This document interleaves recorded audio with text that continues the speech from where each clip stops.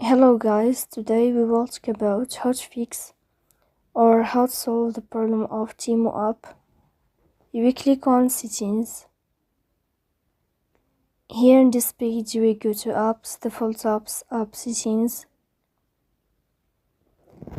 On above you will search about Temu app and you will click. Then in this page of app info you will click on first stop and you will click OK. Then you will enter to the window of storage. Here we click on clear cache, but pay attention, don't click clear data because that can delete your account. In the end you can turn off your phone and you can wait a moment to turn on your phone again to fix that problem. So please don't forget to support us by like and subscribe.